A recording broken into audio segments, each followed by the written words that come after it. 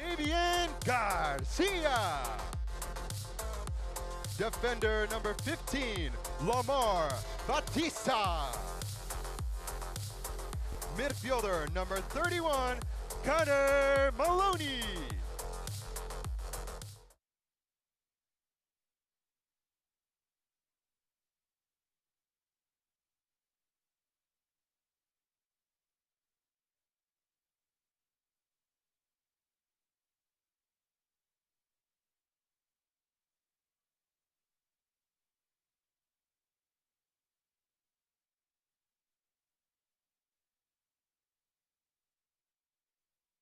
Number 11, Justin Dillon.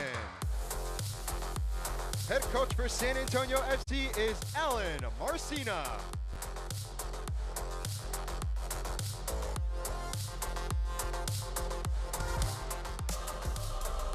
Oh, hold up, speed. Oh. Get loud. Please welcome tonight's starters.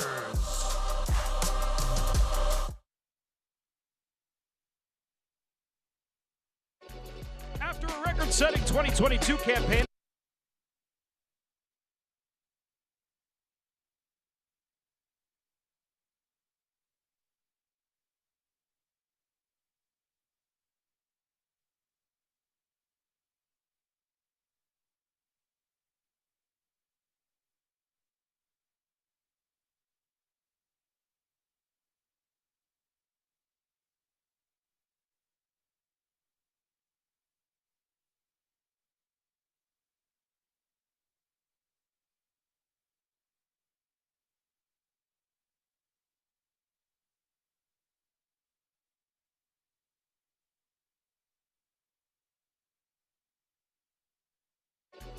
after a record-setting 2022 campaign that culminated in a championship, San Antonio FC returns to the pitch looking to defend their crown versus the rest of USL.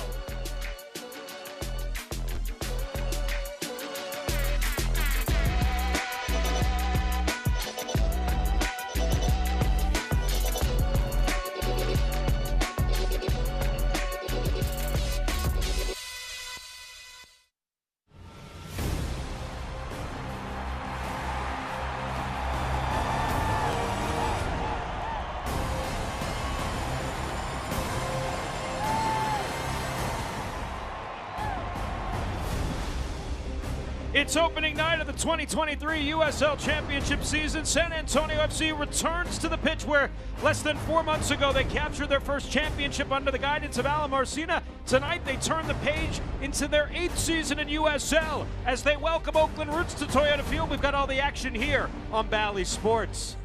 We say hello from the broadcast booth along with Katie Goodman. I'm Dan Weiss. Great to have you along for another season of SAFC Soccer on Bally Sports. And Katie, San Antonio FC returns 12 players from a season ago and capturing their first championship. Two key cogs, Mitchell Tainer and Jordan Farr, back for another year. Huge guy in Tainer, defender of the year, 79 interceptions, 26 blocks, and 5 goals on the opposite end of the field too. Notably, team of the week 6 times. And of course, how could we forget Jordan Farr, keeper of the year, first team all-league, and leading the way with 15 clean sheets. And the combination of the two of them leading the best defense in USL, 26 goals allowed and 17 clean sheets, tied for the most in the history of the league. We're going to look back at last year and celebrate 2022 one more time. San Antonio FC and Oakland Roots. It's coming up here on Bally Sports. San Antonio, we're over 300 years old, but we don't feel a day over 55. Thanks to Cano Health, our seniors are learning to be more active, eat healthier, and live longer, happier lives. Cano Health offers primary care, access to more resources, and more personalized activities, taking a proactive approach to wellness and preventative care so that you spend more time living life. Cano Health. Together, let's focus on a healthier, happier you. I'd do anything for you, dear. Anything for you, mean everything to me. I know that I'd go anywhere for your smile. Anywhere, yes, I'd do anything, anything, anything, anything for you. PetSmart, anything for pets. It's the Medicare annual enrollment period. Are you overwhelmed this time of year when you open your mailbox? Let me make it simple for you. Okay, didn't that feel so good? What next? Pick up your phones and call AHIA. If you have Medicare coverage, now is the time to let AHIA review your plan for 2023. Trust me, folks, you need to get insurance. Believe me, I know. Call AHIA today. AHIA, it's about family. We have been helping thousands of small businesses, not only here in San Antonio, but across our footprint.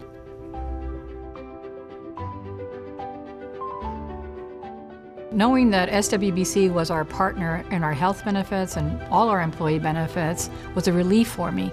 I knew that we could continue to do our work, we could continue to do our mission, because SWBC had our back. I tell you, for a not-for-profit, we have an excellent benefit program.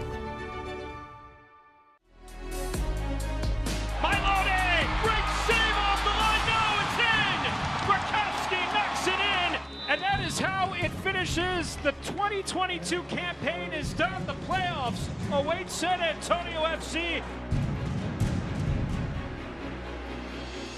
Maloney with it at his feet and puts it in! Connor Maloney!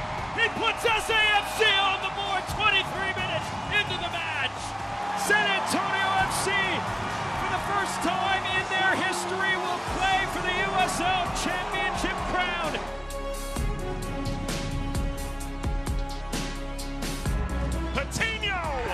San Antonio leads this USL Championship final. San Antonio FC finishes the fight. The long-awaited star, San Antonio FC, wins the USL Championship final. That was less than 4 months ago here on this field, and San Antonio Mayor Ron Nirenberg raising the USL Cup once again to the adoring faithful here at Toyota Field, and Jordan Farr awaiting the final placement in history of the 2022 campaign one last time with a banner unveiling here at Toyota Field.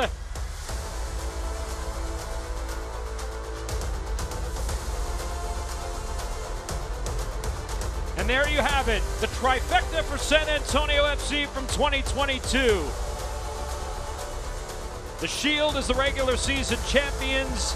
The Western Conference crown their first ever USL Championship title on November the 13th of last season. Katie, what a year it was here as we now turn the page to another season in San Antonio. I mean, they won so many trophies, it's hard to even keep track unless you're really following closely. I mean, Copa Tejas, and as you can see, all three banners there. And, you know, I think the really interesting thing about this team is they're taking a moment to focus, of course, on those banners, but they don't want to focus too much on the championship. They're focusing on the season at hand. Oakland Roots SC was one of the opponents SAFC had knocked off en route to a championship, and they returned 8 players from last year's club, including their keeper Paul Blanchette, who went 7-6-5 and gave up 3 goals in the loss here in the conference quarterfinals. San Antonio FC, 8 players of the 11 who figured in the championship final lineup return.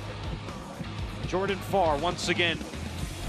PC is the captain in his 11th season, 29 years of age, and Mitchell Tainer, the reigning defender of the year, to lead San Antonio FC into their 8th USL Championship season under Alan Marcino.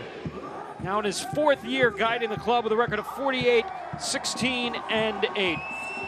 San Antonio FC Soccer on Bally Sports is brought to you by Toyota. Go to buyatoyota.com or visit your local Toyota dealer today. We are underway along with Katie Goodman and our entire crew. I'm Dan Weiss. Thanks for joining us here on Bally Sports. San Antonio FC begins week 1 of the 2023 campaign as they welcome Oakland Roots SC to Toyota Field. It is a steamy opening night. Nico Hansen with a touch inside and the save early from Blanchette. And the rebound put over goal by Christian Pirano on the opportunity. But as I was saying before, it is a steamy opening night here in San Antonio. Feels more like May than it does March, of 84 degrees. Breeze out of the south at about 7 miles an hour. San Antonio FC sporting those fantastic new kits this year, white and black with a pinstripe down the middle, Oakland Roots, and their away white kits trimmed in green and yellow.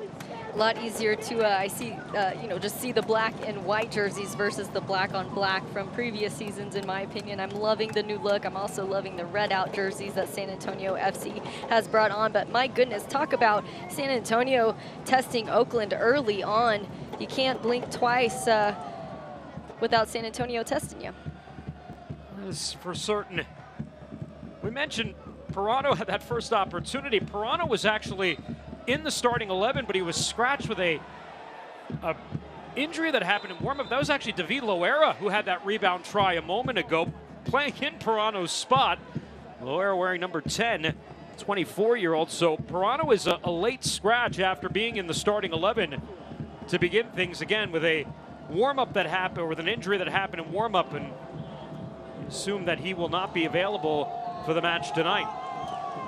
It's always so unlucky. It could happen at any time, and that's why you've got to put in those hours for prepping and priming and making sure that you're doing everything right, crossing your T's, dotting your I's. And here's what happened in the background. You see Christian Pirano right there falling to look off in the distance there. That happened during warm-ups here on the field. So that is why Christian Pirano, who again was in the starting 11 to begin things here tonight, he is out, and David Loera will get the start in place of Pirano. Loera, the 24-year-old, played his collegiate soccer at NC State in his second year, returning with San Antonio FC. 2 goals in 13 matches a year ago. These two clubs played twice in the regular season. San Antonio FC and Oakland played a 1-1 draw here on the 18th of June as you take a look at David Loera. And that game was Joseph Nane who opened the scoring for Oakland Roots, the Oakland captain. And then San Antonio FC in September went to Laney College in the Bay Area and captured a 2-0 victory over Roots. And then, of course, in the second round of the USL Championship playoffs, it was a convincing 3-0 victory for San Antonio FC over Roots, checking off their first box on route to USL Championship crown. Tarek Morad to Paul Blanchette. The veteran keeper, 28 years of age, has never beaten San Antonio FC, including the playoff match from a year ago. He has 4 defeats, 2 draws lifetime against SAFC. Center referee for tonight's match in this one is Matthew Thompson.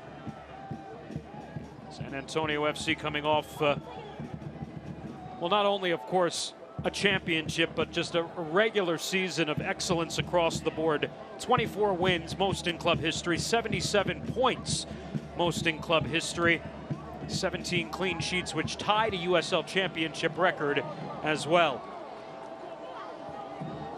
Loera out wide as he tries to create some space. It's upended. And the ball back to Blanchette and Oakland Roots. And a look once again at the year it was for SAFC, Katie, and the plus 28 goal differential, certainly probably what stands out for Alan Marcina.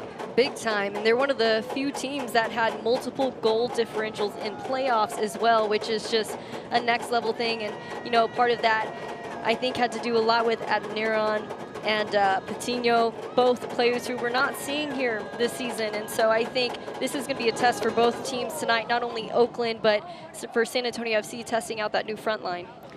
Sam Adeniran, 10 goals a year ago. Santiago Patino, 6 goals a year ago. Both have moved on. Adeniran returned on loan back to Seattle Sounders, where he's now getting a full opportunity in Major League Soccer. And Santiago Patino just recently signing in Brazil.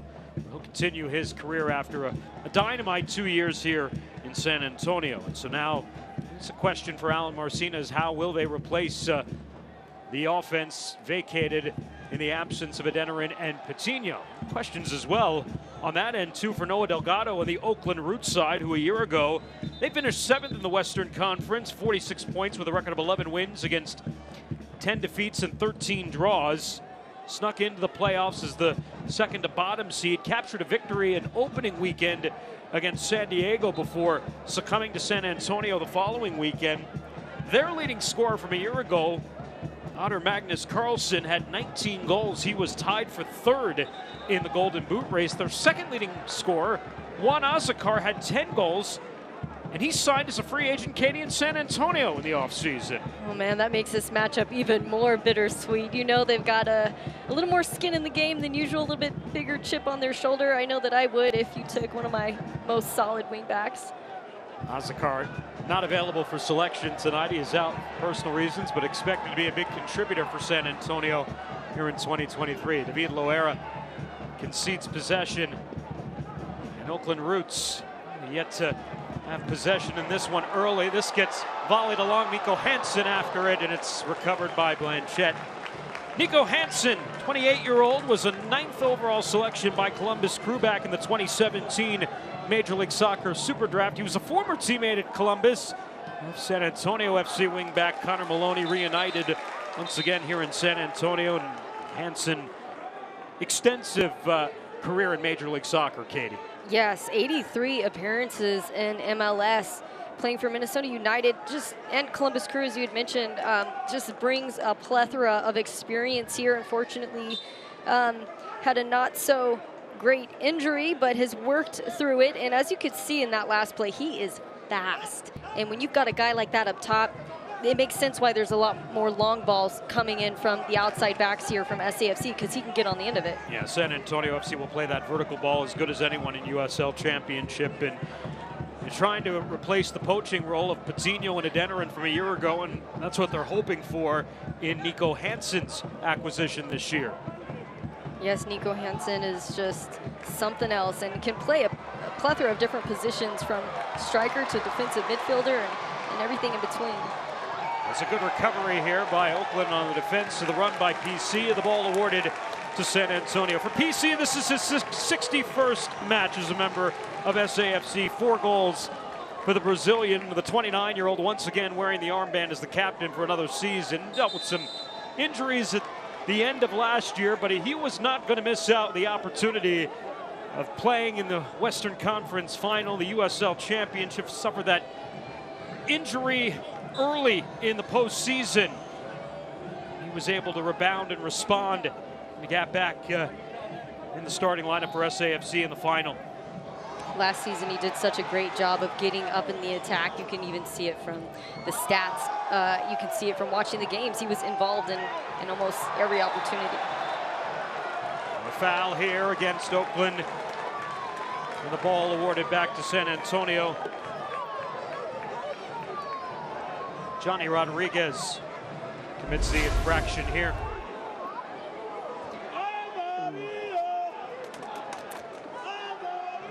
The takedown of PC. Rodriguez is one of 8 players back for Oakland Roots. In fact, 8 players who started with Roots when they joined USL from the NISA, the National Independent Soccer Association, back in 2021. This is their 3rd year as a member of USL Championship. PC with the service to the back post. It's headed and saved. Parried away there by Blanchette, the first good test of the year for San Antonio. My goodness, you couldn't have asked for a better service. It had leverage on the ball, was right to the back post, and just barely a miss. But I think it's only a matter of time before SAFC starts getting that ball in the net. They've had plenty of opportunities just minutes in. To watch a replay here, you can see that perfect curvature as well. Great contact with the ball, just keeper got on the end of it. Unfortunate there for Nico Hansen. Couldn't get a tip on the ball, might have been a goal there. Justin Dillon getting the initial header on that service from PC. San Antonio a year ago, 6 goals off set pieces. Blanchette with the first big save of the match here in the opening 10 minutes. Keeps us level. Blanchette was fantastic here on the 18th of June in that 1-1 match. 5 or 6 dynamite saves in the second half, preserving a point for Oakland. One of their 13 draws a year ago, amongst the most in the Western Conference in USL last season. They finished with a +5 goal differential. They were tied for 10th in goals for with 51. Again, 29 of those between Magnus Carlsen and Azakar. 12th in goals conceded at 46. 46 goals conceded, still 20 more than what SAFC conceded, and only conceded just once in the USL Championship playoffs, and that was the last goal scored by Brian Ombie in the final. Pocketed 3-0 win against Oakland and followed that up with a 2-0 win over Colorado Springs Switchbacks in the Western Conference Final. You can definitely see where Oakland is struggling to build out of the back and, you know, create anything really substantial there as they move into the attacking third. It's been almost entirely dominated by SAFC here, and I think that's something that they're going to have to work out. Of course, it's early in the season, and anytime you add anybody to the roster, no matter how many returners you have, it causes a bit of a mix-up, if you will. It's a giveaway, but Loera unable to maintain possession. Mafeka making the turn. Shannon Gomez. Tainer. And Mafeka with it at his feet. Here's Nane. He'll push it out wide. And running in place of what would normally be Juan Azakar now is Memo Diaz on that far side tonight, along with Darius Formella. Formella, 4 goals from a season ago, but the right side is what Oakland wants to do and use Eduardo Rito, who had a career best 5 goals a year ago. Rito in your picture a moment ago wearing number 72 for Oakland. Clementa attack Justin Dillon here, and instead at the feet of Nico Hansen. Hansen with the run to the corner to the box. Hansen turning to his right. Hansen puts it in. San Antonio FC on the board in the 12th minute. And welcome to South Texas, Nico Hansen with the first goal of the year. I was just going to say, let's see what Nico Hansen does with the ball at his feet as he's dribbling in with speed so far. Prior to this moment, we only saw him trying to get on the end of balls out of the air, but instead he takes this one in. Fantastic work there. Eyes look up as if he's going to go the other side. Nope, he takes it himself. Lower 90, driven lower ball. Love it. Love it. And just a sneak peek of what's to come for this season, too.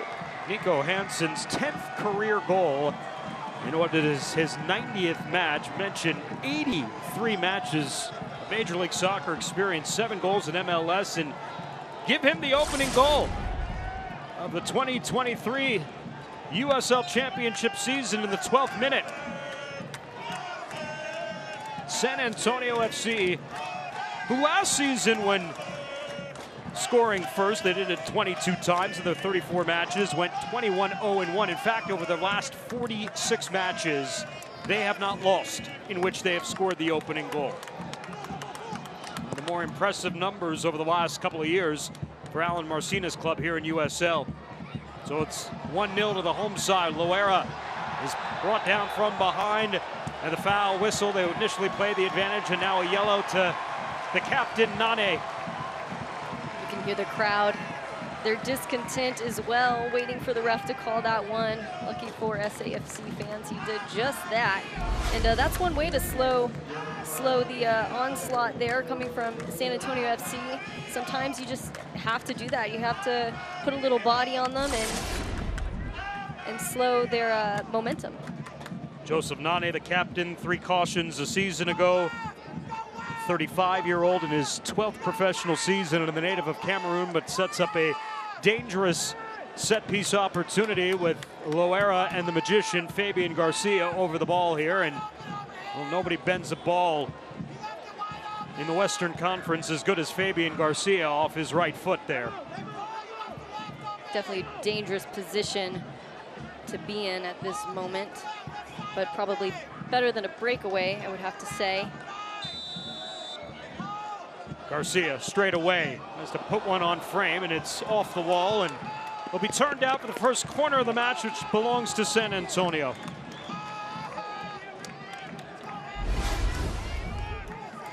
Watch this back here. So see here, just deflected by Oakland. No chance on getting in the end of that one, but corner is a great spot to be in. PC off to the near stick. SAFC scoring in the opening quarter hour last year. Scored 5 times in the opening quarter hour. They were dominant across the board, but really suffocated the opposition in the second half. This one comes to the top of the 6 and cleared away from danger. Oakland trying to counter with Rito here up the right side. Skips over the tackle of Loera. Sends Mafeka off on the run. And a good recovery by Connor Maloney, and then pushed through Eduardo Rito. Great clean tackle. That ball was just out of reach there for Oakland, but Connor read that and went right through it, and that's exactly what you want. The late tackle there by Rito, and he'll be shown yellow.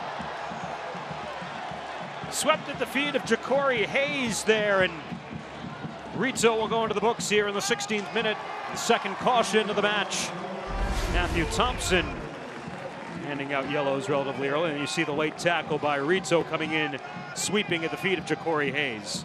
Definitely late tackle, cleats up, didn't look great at all. Got the whole team going out after him too. Yep, Ja'Cory Hayes, one of the other newcomers for SAFC, 27-year-old who was the 18th overall pick by FC Dallas back in 2017. Spent some time in USL with Tulsa. Also Lamar Batista playing tonight in his first match with San Antonio FC. He just signed a couple of days ago.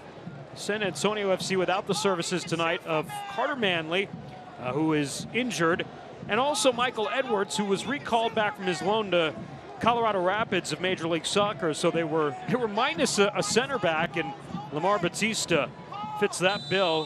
109 matches in his pro career.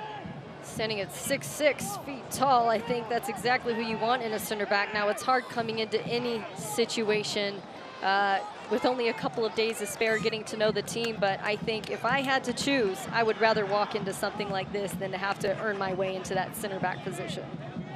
Lamar Batista's been in this position before, 63 career matches of USL experience.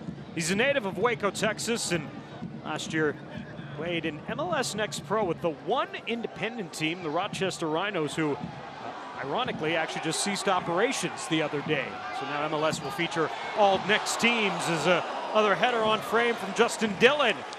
The second time Dillon's gotten on the end of a header inside the box. First one on a service from PC, this one coming from the right flank, and a couple of saves by Blanchett, and right now all San Antonio here in the opening 20 minutes. We'll look back at this again. Really nice service. Clip gets it up high, and good on Blanchett for getting hands onto that one. A lot of keepers sometimes will deflect the ball, then it's loose all over again, but he had really nice sticky gloves, kept the ball to himself, and I think he's going to be doing a lot of work tonight. It's 4 shots already for SAFC in the first 20 minutes, 3 of which have been on target on Paul Blanchett. His 2 saves of the match, the goal to Nico Hansen in the 12th minute, has SAFC up 1 on opening night in front of a capacity crowd at Toyota Field.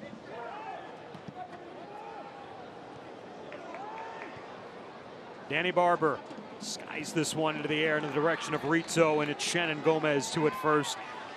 Shannon Gomez, a career season last year as well. The Trinidad and Tobago native, the 26-year-old, scored his first 2 pro goals last season in his 31 matches and basically filled any role he was asked, whether it was coming off the bench or in a starting role.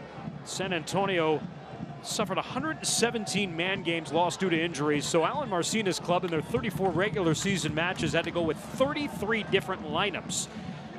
That just speaks so much to the depth of the team, you know, when you think about it, because when you make it through the season, you get so used to certain players being in certain positions, and I think that just tells you so much about the team chemistry, the depth, and what they're able to do on the fly.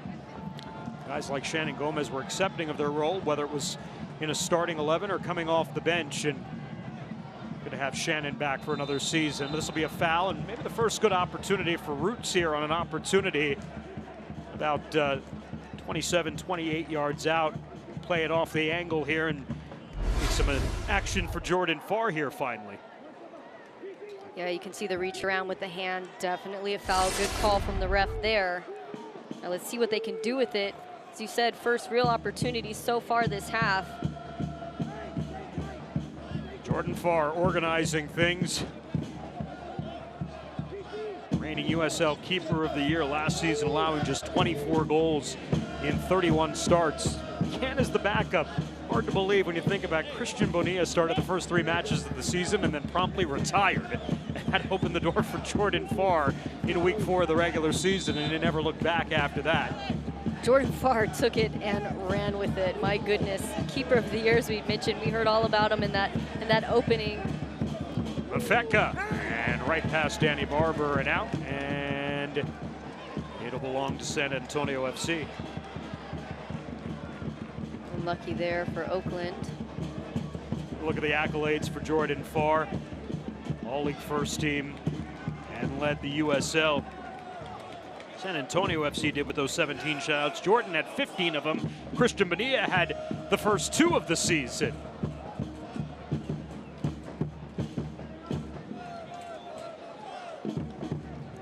Jordan Farr, one of those leaders, also one of those big characters on the team. Always has a good smile, easy interview as well, and it makes sense why he's kind of become the face of the team, so to speak. There's Loera, and trailing the play to foul. Nico Hansen whistled for the infraction. He'll bring the play back in a conversation with the center referee.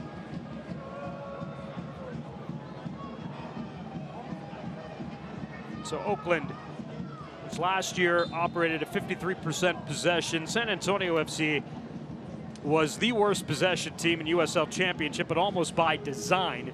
Didn't want to necessarily play with the ball at their feet. They wanted to get the ball upfield and make things happen, as they do in this instance, with Loera making the run with a good tackle in the midfield there. And that comes from Napo Matsoso. He is one of Oakland's several newcomers to their roster. Matsoso spent the last 4 years in Louisville City. He came on as a second-half substitute in the 78th minute in the final against San Antonio on this field, the 28-year-old. This is his 90th career USL match, but it is his first match with someone else other than Louisville City. Also spent some time with the New England Revolution in the MLS. And, you know, that's the interesting thing about the USL and the MLS. There's tons of overlap. It's such a great league to have as players go up and down and switch all around.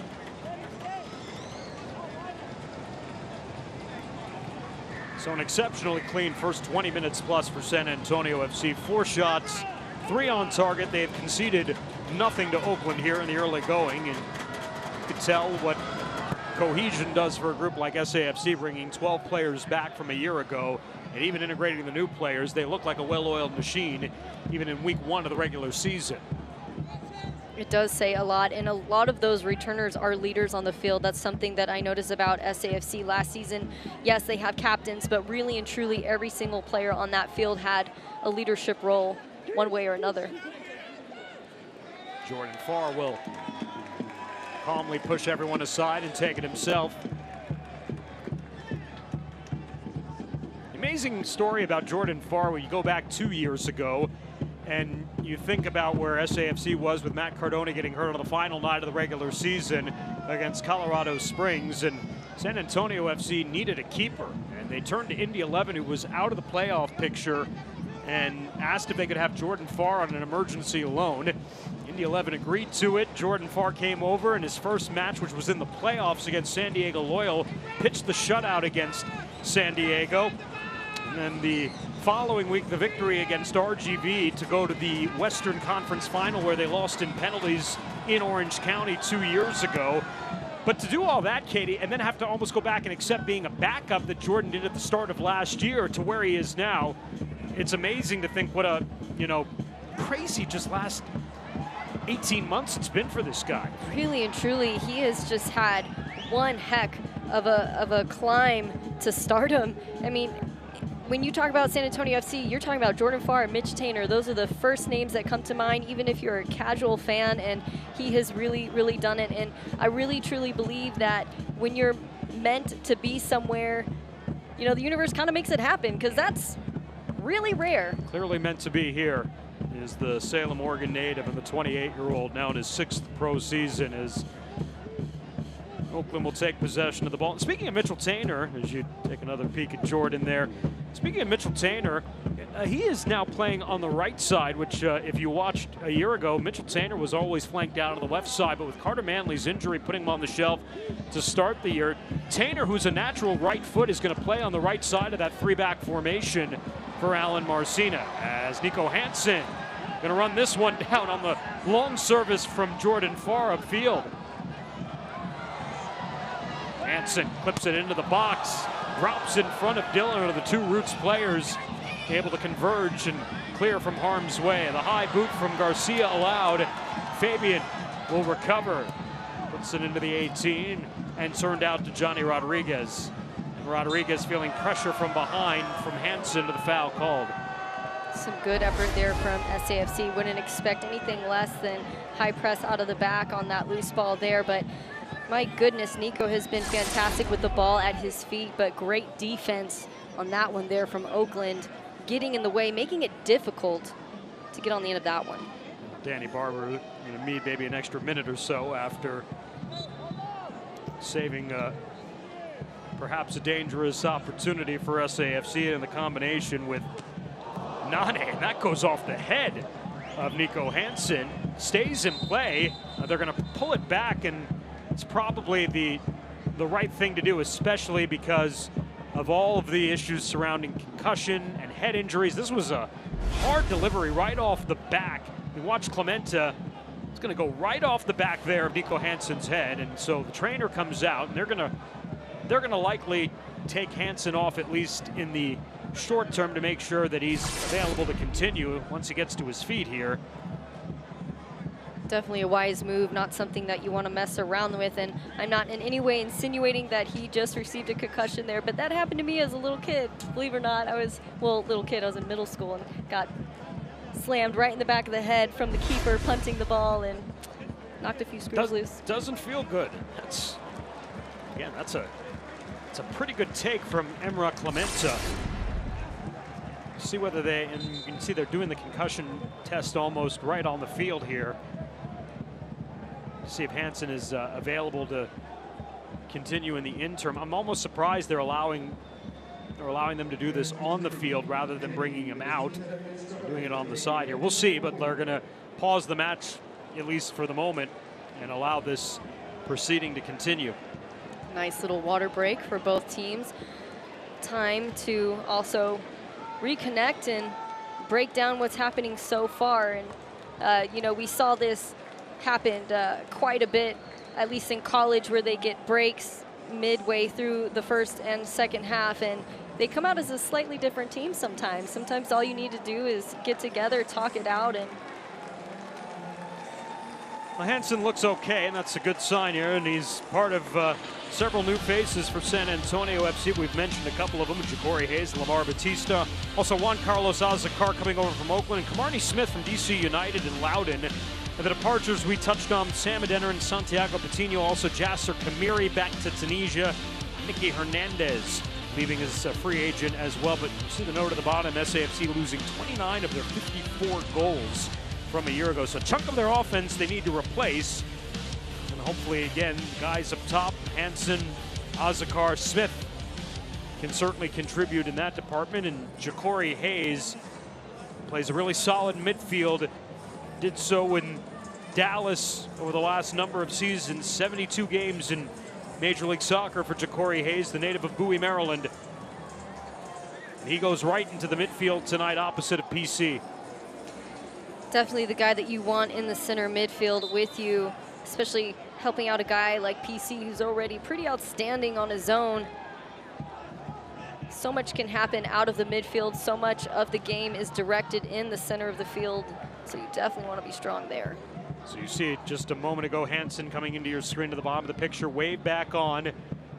As we continue here, just under a half hour gone by with SAFC up 1 on the visitors from Oakland, of the goal by Nico Hansen in the 12th minute.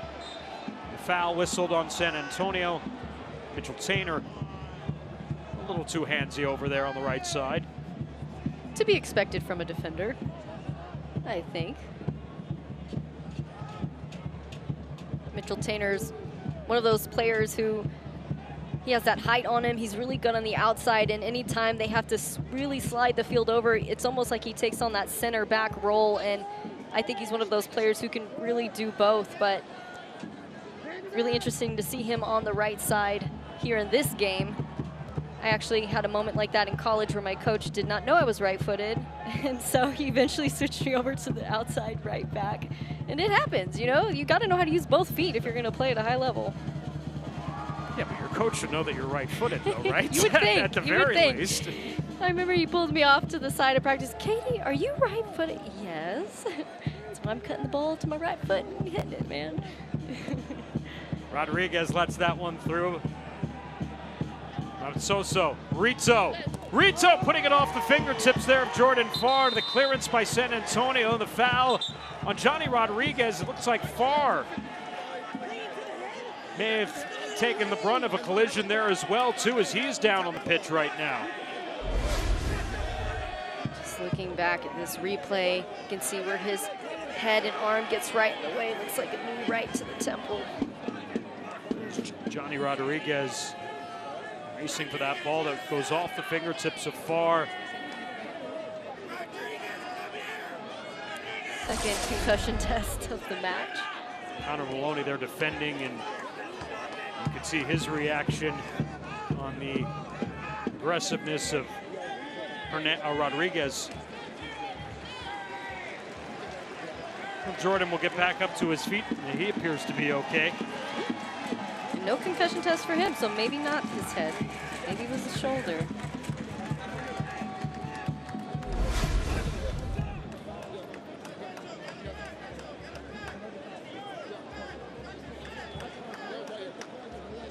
Hard to say there, but I can definitely tell you it hurt. Anytime I see any athlete go down for any reason, I can't help but cringe. So I think we've all been there and we've all felt something similar. If you've played sports at least.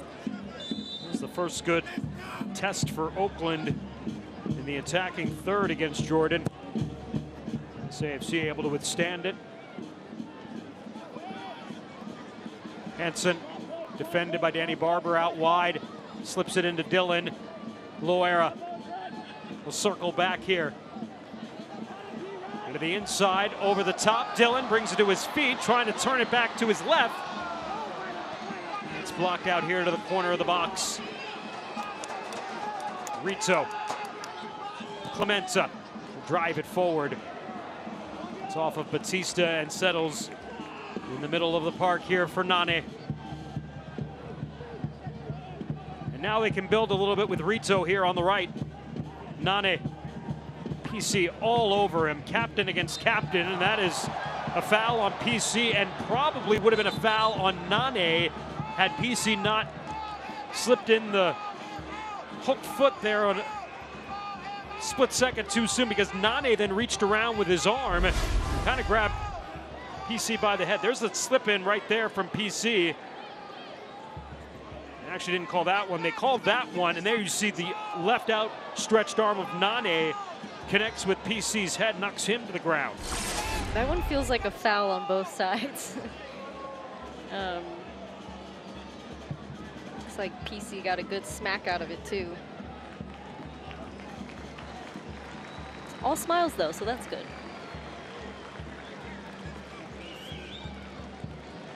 28 matches a year ago for the captain, 6 assists with his 2 goals.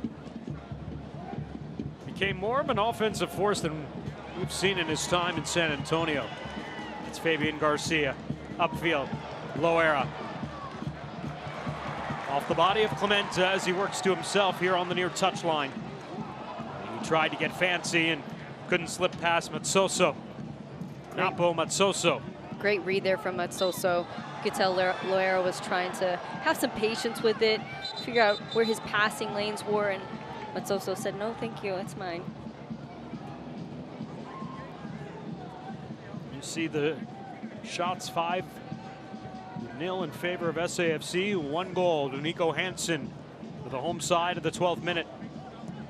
Well, Oakland has settled into the match here a little bit more after the opening quarter hour. And another foul on PC. He's got to be careful here. It's the second time that he's into the back of the midfield. That one Matsoso, and likely his next one will, as he tries to show Matthew Thompson the brunt of action that he's taken in this match. But you got to believe, Katie, next one will draw the yellow from the center referee. I believe it. You got to keep it under control somehow. And funny enough, there's a running poll on social media to see who is going to pull the first yellow for SAFC tonight, and PC's name is top of the list. Well, it's not surprising. Him and Mitchell Tainer finished with 12 yellows apiece a year ago. Was tied for second most in USL Championship. I think if I were a coach, I'd prefer that all day long. I'd rather have a player who is aggressive and doesn't give up. And now the foul on Emrah Clemente. He will turn back. Clemente, beginning his 3rd season in Oakland. This is his 53rd match as a member of Roots here. 32-year-old from Montenegro, formerly of Sacramento Republic, where he was a teammate of Mitchell Tainer. 3 goals in his Oakland career. For the Roots, especially with the loss of Magnus Carlsen and Otto and Azakar, they're going to need their back 3 or 4, however you look at it, to be almost impenetrable on a nightly basis until they figure out how to generate something up top on the attack. PC, the service to the back post and over the head of Mitchell Tainer. And how many times did San Antonio FC run that play a year ago? Mitchell Tainer flanked way out on the right side and trying to get on the end of a service like that ball from PC or Fabian Garcia. That's one way to do it, get on the end of it, try to place it at the 5 or possibly top of the 18 for someone to pick up on, but that ball definitely had a lot of pace on it. It was going to be hard to get to.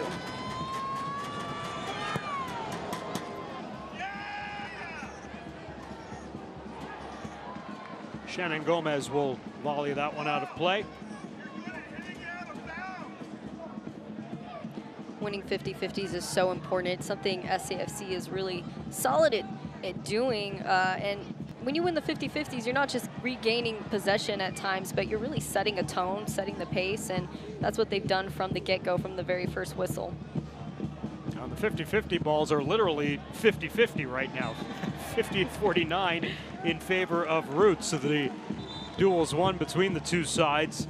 SAFC having a little bit better success on the aerial duels at 62% right now. And the possession completely of the visitors is 64%, but again, not the style that Alan Marcina's club is going to play. They don't play a knock the ball around type of game in the defensive third of the field. They don't really want the ball at their feet. They want to get it upfield and get it upfield in a hurry.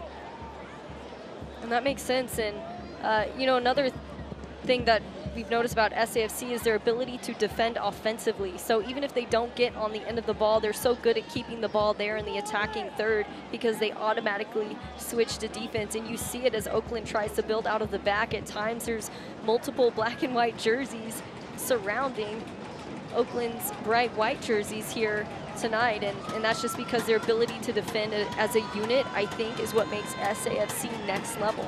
You could argue that the style clearly worked. They outshot their opponents at San Antonio 184-112 a year ago.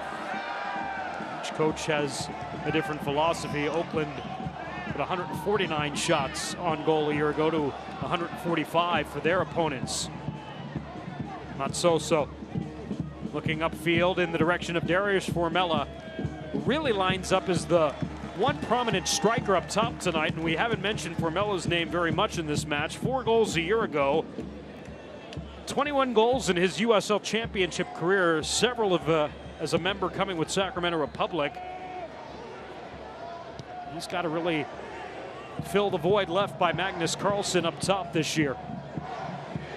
He's doing a great job of getting up top, but at times can be a little bit disconnected so far out left, and you can see with Oakland, their central midfield isn't fully connected with their offense, and anytime they get a quick turnover, that's where they're falling short, is their strikers don't have support around them, and then it's just a sea of black and white jerseys from SAFC. And that's what San Antonio's back line does so well. They just suffocate you into not allowing to connect those passes. So much frustration you've seen from the opposing number 9 on many nights, particularly here at Toyota Field. Clemente will take the throw. San Antonio FC beginning their 8th season in USL Championship with an all-time record of 101 wins, 57 defeats, 54 draws. Here at home, 59 wins against just 14 defeats, 33 draws. They have outscored the opposition in this stadium going back to 2016, 186-99. It has been a dominant showing by this club over the years. Understandably so. I mean, they bring tenacity on a daily basis, as we learned last season. This one through Clemente, punched away by Jordan Farr, and a great first save of the season for the reigning keeper of the year. Fantastic tip over, and I mean, talk about the spatial awareness that you have to have as a keeper. Ball coming in with speed, he's able to deflect and just out of the goal zone, as well as not deflecting it in a way that's going to be dangerous. And that's what makes him so good. Matsoso to the back post. PC will run it down. The giveaway by SAFC's captain. Mafeka, top of the box, makes a turn and puts it over goal with his left.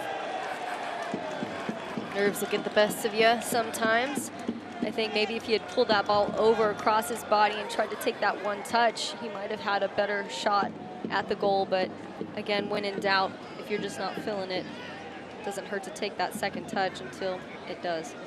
South African native Lindo Mafeka is amongst USL royalty, and consider the number of games he's played in the championship over the years, 117 career matches in USL, including tonight. That's quite a bit of games under your belt. But again, it doesn't matter how many games you have if the players around you. The offside flag up there on Johnny Rodriguez. I was going to say, it doesn't matter how many games you have under your belt if the players around you aren't reading and feeling and vibing with you in the moment. And that's just something that happens, again, as we had mentioned at the beginning of every single season when there's all that turnover and new faces on the roster. Yeah, and for Oakland Roots, several of their new faces are on the bench tonight, including striker Anwar Elaz from Colombia, Trayvon Reed, new striker from Jamaica. Both could figure into this match here in the second half. Also not dressing tonight, not in the 18, is Brian Tamakas, the Salvadorian defender. Was part of their senior national club. Tamakas, 62 caps for El Salvador. As we get the first yellow of the season here for San Antonio, and it goes on Lamar Batista. A little bit of delay tactics there. He was definitely shoulder hit outside the pitch as he was trying to slow down. Had Johnny Rodriguez helping him there along, and it's exactly why Batista came back and hit the ball out of his hand. Probably thought it was going to be a foul. Instead, he'll pull the foul. So everyone on social media was wrong. It was the new guy, Lamar Batista. Those Lamars just picking up yellow cards to start the season.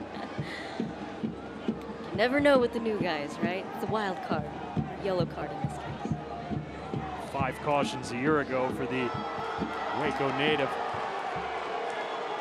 I was mentioning Brian Tamakas for Oakland, the defender, and his all experience at the senior level for El Salvador. But Noah Delgado is the assistant coach for the El Salvadorian national team and has been with them for a number of years. That's where the connection was made between those two. And so Delgado has known Tamakas for quite a long time. Feels fortunate he's able to bring him along here.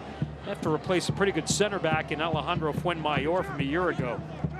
Yeah, Coach had mentioned that Tamakas was somebody that he really knows well, has that high work rate and general commitment to the team. But I think anybody who has World Cup experience, especially recently, that is, it's hard to put a price on the value of that player.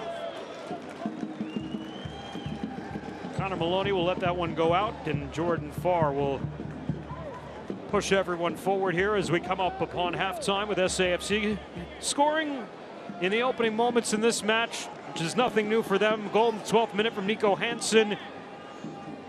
They have outshot Roots 6-2 here in the first half. A little bit more pressure from Oakland over the last 15 minutes or so. Jordan Farr has handled his one save to this point. Clementa, not so, Rito. Mafeka, and taken away by Ja'Cory Hayes. Here's PC. Loera, top of the box is Dillon. He won too many touches there for Justin. Hayes with the return ball back for Shannon Gomez. Running on Eduardo Rito, and Rito with a good challenge will knock it out to throw belonging back to San Antonio. You have to hand it to Oakland on that one for doing a really good job in delaying that attack. Just really reading the plays well.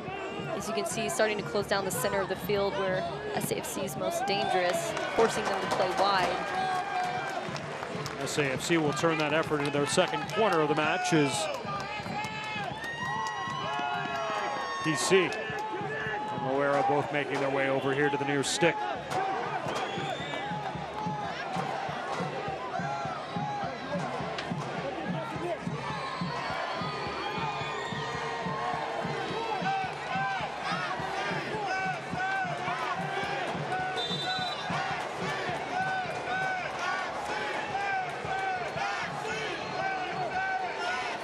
PC, the outswinger here, it's headed! It's in! It's 2 for San Antonio! And Lamar Batista has added to the lead in stoppage time in the opening half. And he has started with a bang and finished that one off on a cartwheel over there as he celebrates with his team. But my goodness, we have to look at this again. The ball comes in, he gets a tip on it, and a bicycle kick of all things. My goodness, that was great. Some refs will sometimes call a high kick on that, but that was all ball. That is a fantastic display of athleticism for Lamar Batista. And initially, looked like at that moment you've got two center backs. It's going to be off ahead, but indeed, on a better look at it, Lamar Batista gets the boot up and knocks it in. And an early candidate for goal of the week in USL Championship. That's one way to balance out the first yellow card of the season, right? And it was all side netting too. Great placement. Didn't need a ton of power. Just talk about great body awareness in that moment.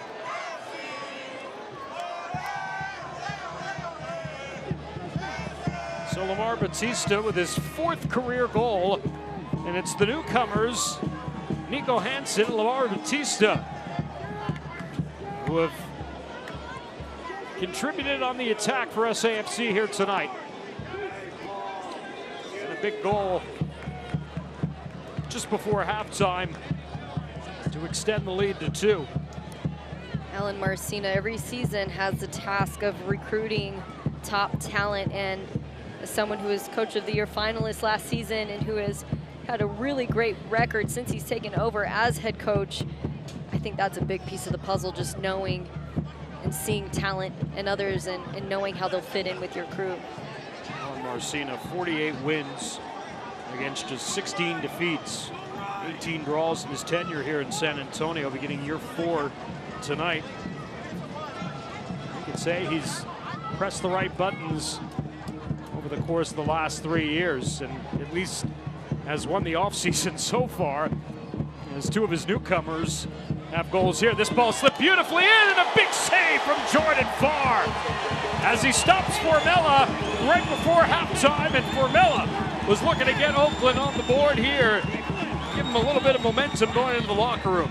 You know that's bittersweet for Formella. Had that been any other keeper, it might have been different, but Jordan got there, as you can see, deflected right off of his arm. Oh man, if maybe it had just calmed the nerves a little bit more, he might have been able to sneak it in that lower 90, but one thing that Jordan Farr does well is he comes out with speed and aggression, and it's really intimidating, I can imagine. Well, that certainly could have changed the complexion of the match in a hurry, but instead, it's simply just another save added to the highlight reel of Jordan, and making a 3rd as he turns away the header from Johnny Rodriguez, who gets on the end of this, and a tremendous reactionary save from Jordan Farr. He is just on fire. We'll take a look back at this great service in. The ninja-like reflexes, as they say. Getting on the end of it.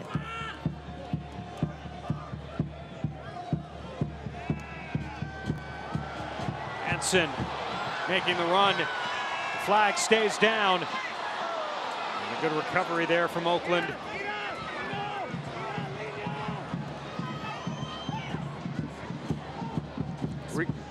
He's probably hoping that he had some of his teammates following close by. You could see he took that peek over the shoulder, and that was just long enough for Oakland to intercept. Here we go again. Service in from PC's defended out. Saw 5 minutes added time here at the end of the first half, which is a healthy amount. Of course, you had the injury to Nico Hansen. Took up a chunk of time that resulted in maybe an inadvertent water break.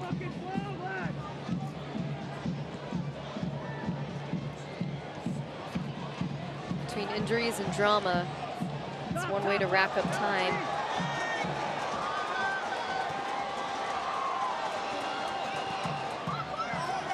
We'll go back to Paul Blanchette, and likely will be the final kick of the opening half. For San Antonio FC, a successful first 45 minutes to begin 2023. Nico Hansen and Lamar Batista adding to the attack here in opening night at Toyota Field. 2 goals to the home side. Hansen in the 12th minute, Batista in first half stoppage time. San Antonio FC up 2 on opening night over Oakland Roots. And a night that they celebrate their USL Championship and unveil the banners from last season. San Antonio FC off and running here against Oakland Roots. We'll take a break. Halftime festivities coming up when we continue here on Bally Sports.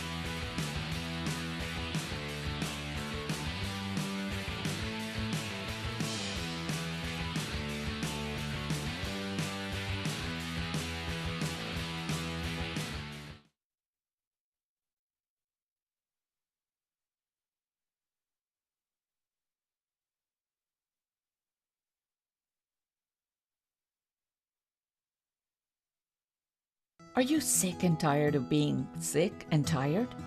Gano Health is making a huge difference for seniors in Texas communities. They're getting healthy and staying that way. Gano Health takes a proactive approach to your overall well-being, and we're changing lives every day. We're more than a primary care provider. We show you how to stay active, eat healthier, and live longer because we get to know you better. Gano Health. Together, let's focus on a happier, healthier you. Whether you're 10, 40, 60, or 105 years young, AHIA has health insurance for all ages.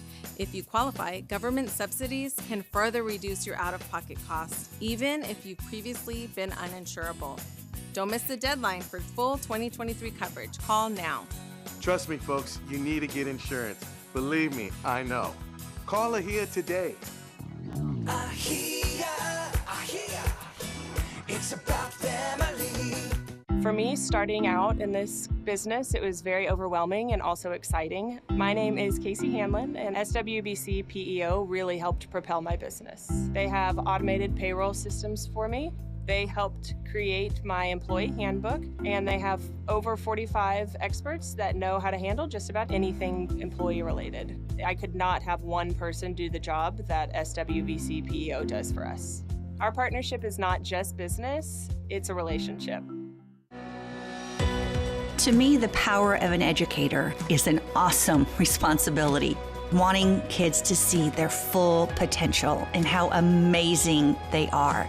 As an educator, First Mark has helped me learn how to manage money. And now that we have financial literacy in the classroom, I'm able to use those life lessons in showing my kids how to take care of themselves financially. Get ready to wave the flags. Get ready to bang the drums. Get ready to light the smoke. Get ready to shine.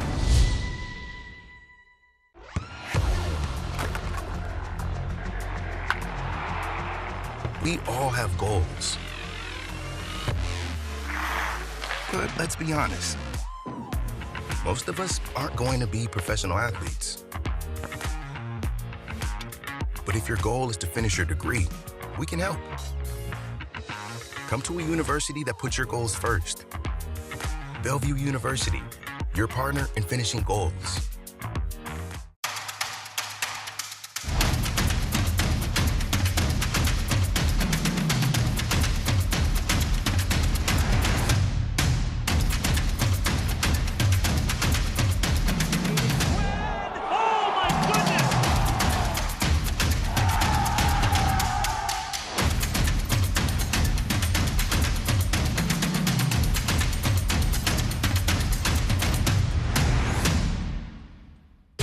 For over 75 years, we've witnessed moments that will last forever. Records and trophies, firsts and onlys, game-changing innovations. From the heroes we admire to the joy of watching them play. Our history defines us, inspires us, and pushes us into the future. Celebrating 75 years of changing the game.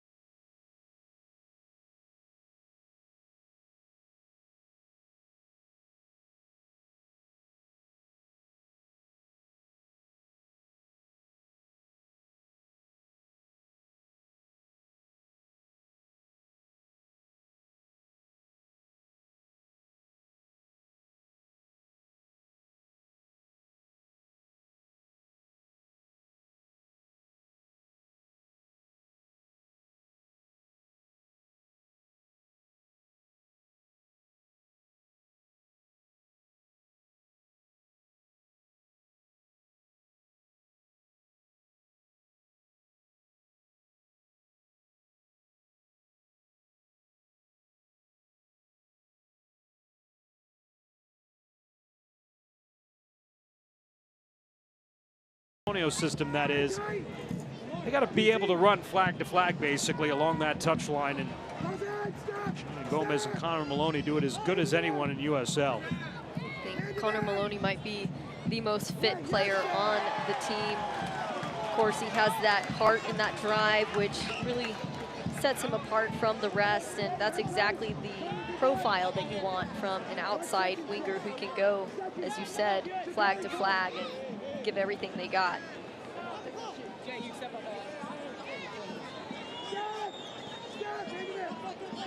That's so. Gomez watching him. Mafeka as they work on the outside here. Rito with the service in. San Antonio clears from harm's way. Nane with it back at his feet. Tarek Morad to the outside. Memo Diaz. Morad in the footsteps of Bailone to Blanchette. And Rito with a nice little turn. This time gets past Gomez, now running against Batista. Cuts it to the inside. Mafeka, top of the box, and punched aside again by Jordan Farr.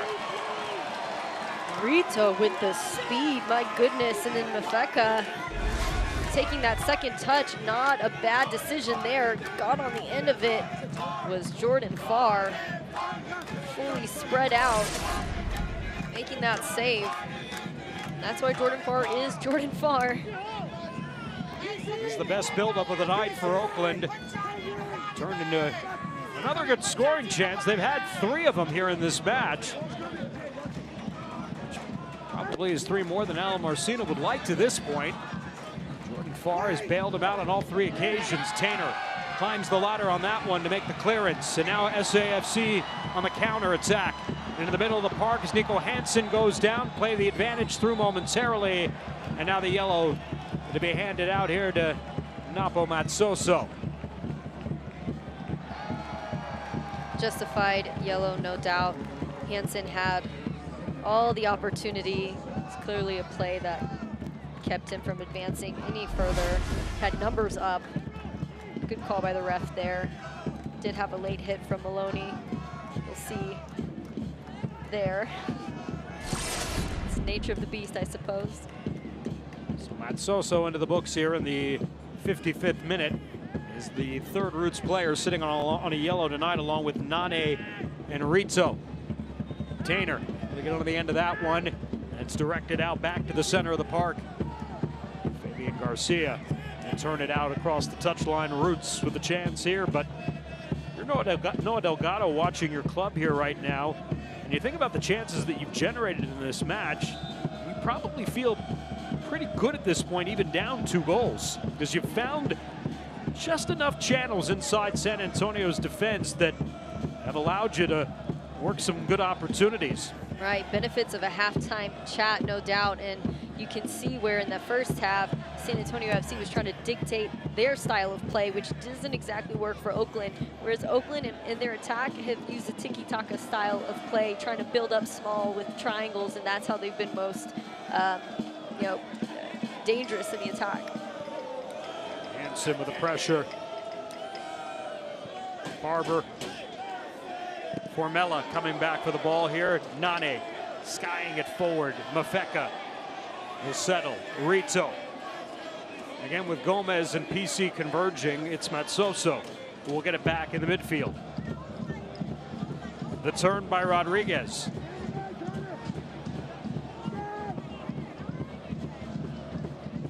Mafeka back to Emra Clementa.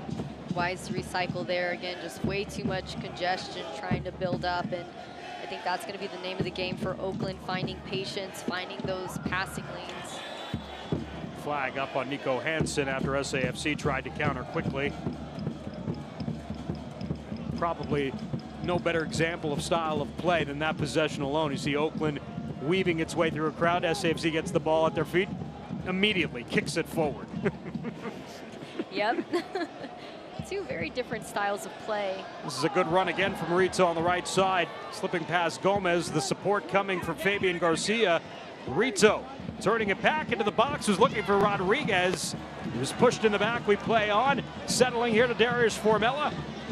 top of the box is Nane, brushing off Ja'Cory Hayes. Recovered here now by Mafeka and pushed out wide again to Rito. Over by the corner stick, Eduardo Rito. Service to the back post, comes in, and it's headed into his own net by San Antonio, and it's a goal for Oakland. An own goal for SAFC in the 58th minute, and the visitors are on the board here to make it a 2-1 game. They had the momentum going, as we had brought attention to from the start of this second half, and I think that goal, that ball was going to go into the net regardless of if Maloney was there or not. As you can see, he was trying to save Jordan Farr. Nothing really could have been done there other than maybe changing body position, but it is what it is. Lucky for SAFC, they still are a goal ahead. Robs Memo Diaz of a goal, and he's probably the one most upset about it right there. Takes one off his pocketbook. It'd be like that sometimes, yeah, as the youth say. But yeah, I think, when you're at this level, goal's a goal, right? And you can't get too caught up in stats, but man, it does help to have it on under your name. Under your name, for sure. A goal in the books is an own goal against Connor Maloney and San Antonio FC. And a goal nonetheless for Oakland. And again, Katie, like we were talking about, I had a feeling Noah Delgado was probably feeling pretty good where his club was sitting even down 2 goals against SAFC, because Oakland's had the chances in this match. Certainly did not have last October in the second round of the USL Championship playoffs. Maybe one good opportunity for Otter Magnus Carlson that night, but otherwise he was a non-factor against the SAFC back line. Yeah, you called it. You saw the momentum building, and I think sometimes it's as simple as saying, hey, we're going to play our style of play. We're done with letting them dictate how we're going to perform. Here's Dylan. A chance with his left, taken harmlessly off the pitch there by Blanchette. Dylan's had a couple of cracks at it tonight. Blanchette brings that one down, and still a half hour to play in the match, with Roots controlling things here on the board for the first time in 23. An own goal in the 58th minute.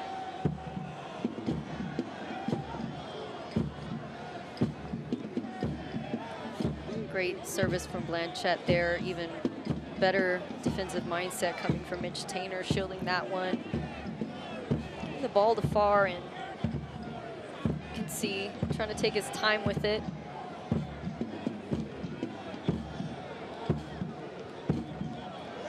And to your point, Katie, because I'm looking at the official box on this one, they are crediting Memo Diaz with the goal, and my guess is because it probably was going to go in regardless of what Connor Maloney did with it. So the official word is giving Memo Diaz credit for the goal. He might have also already been inside the line. Might have been inside the line, by the time too. it hit his head.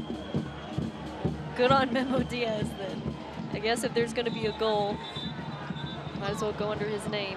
Meanwhile, behind the play, there's a Roots player down, and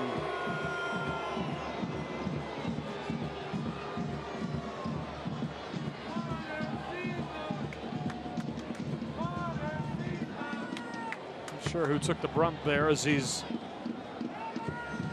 just outside. It's Mafeka. You can see right there at the bottom of the pile, a little slow to get up.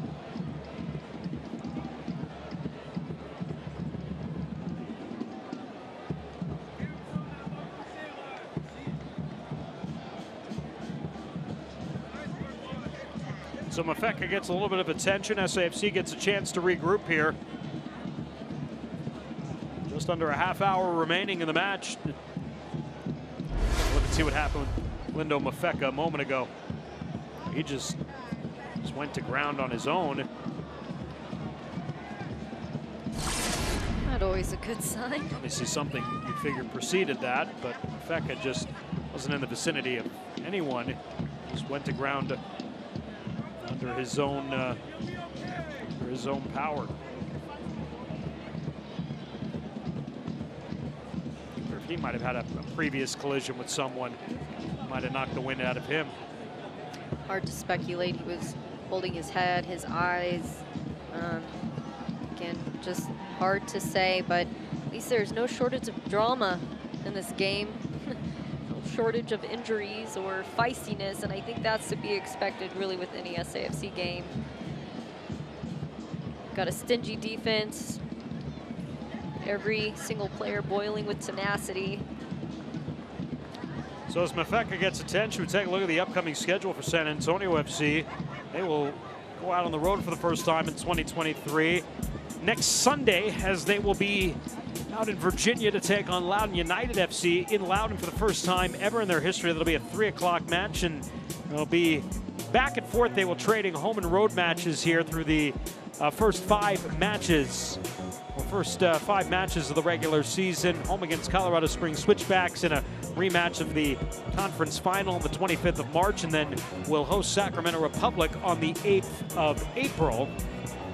Also scheduled their first match in the U.S. Open Cup, not listed on this schedule, but that's going to be against Club de Lion FC on the 4th of April. That is a 3rd round match in the U.S. Open Cup. Of course, you remember last year, Sacramento Republic representing the USL Championship well, going all the way to the Open Cup final before succumbing to Orlando City 4-0 in the final of that match.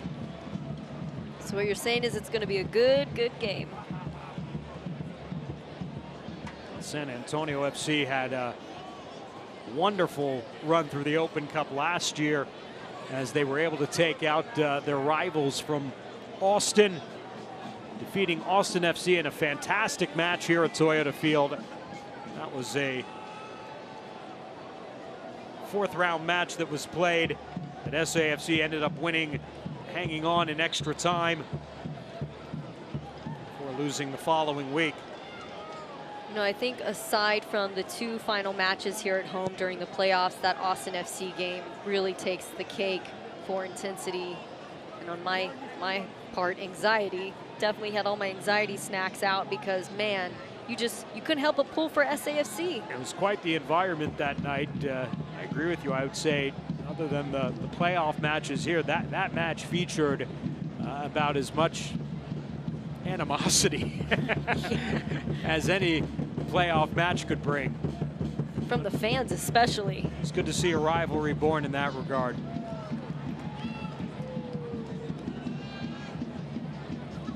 So Oakland has brought a little pressure here to start the second half. Silenced the crowd somewhat at Toyota Field. 2-1 as we cross into the 66th minute. To give away there. And Rito, who's been dangerous on that right flank to start in the second half. It is a good combination play. Rodriguez looking back in Rito's direction. The footsteps coming as Tainer will come back and play the ball. They're doing a great job, of course, now building out of the back. And when they start building with those shorter passes, as they cross the half field, it starts to pull apart SAFC's back line, and that's how they're able to get in and be dangerous. There's Memo Diaz, the goal scorer for Oakland. Searching out Darius Formella, but they're unable to connect. You see San Antonio FC spread out here now. It has allowed Oakland to switch the play and play at their pace. San Antonio might have to generate just a little bit of possession themselves just to be able to get themselves back in rhythm. But again, a giveaway once again with Rito running on Shannon Gomez. Crafty with a ball at his feet will give it a go and puts it into section 115. Just a little bit too much oomph on that one. Chest up a bit. He is fun to watch though. Eduardo Rito from El Vejia, Venezuela. 27 years of age. There's a couple of substitutes ready to come in.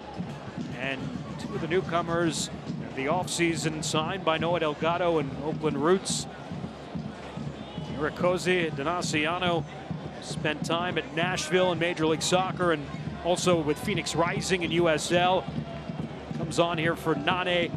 Johnny Rodriguez will come out, and their newest striker signee, Anwar Pelaz, the native of Colombia, 15 goals in 47 career matches, 5 last year, playing in Colmenares in Venezuela, will come into the match here.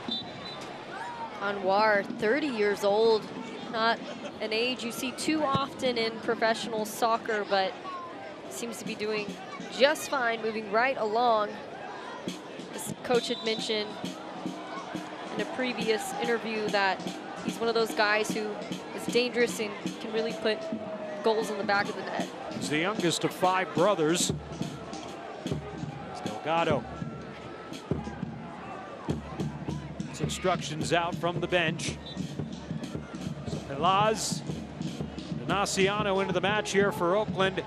Nane, the captain, is off, as is Johnny Rodriguez. Danny Barber. Batista able to win the duel there, but it's Rito trying to find Pelaz. Pelaz, his first touch. Oh, crafty move, slips past Batista and called for the foul. Lamar Batista. And it'll set up a set-piece opportunity here. Not in the least moving like a 30-year-old, in my opinion. I mean, did you see how quick he bounced up? Good first touch for Anwar Pelaz since coming on here, and now Roots will push their center backs forward here into the box with Clementa and Barber standing just outside the 6, along with Tarek Morad and Darius Formella mixed in there as well. Feka over the ball here.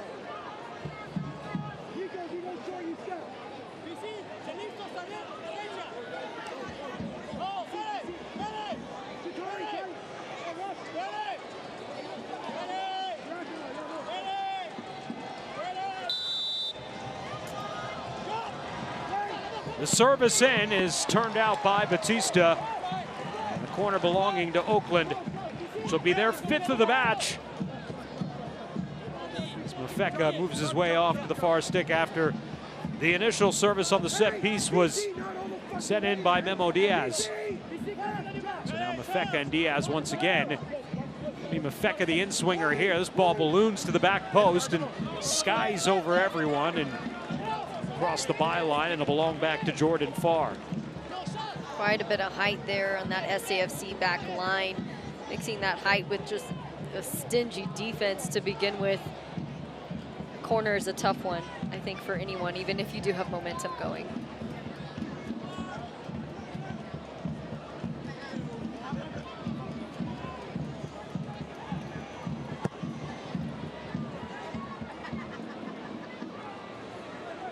Diaz falling forward.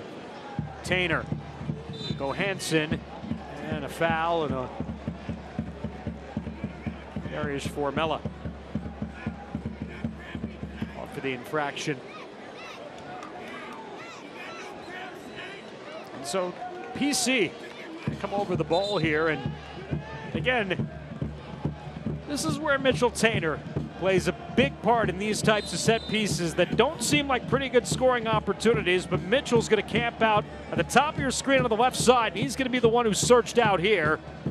And you can tell Oakland's read the scouting report well, so they snuffed that one out pretty quickly and now try the counterattack. Fabian Garcia will win it away off of Rito.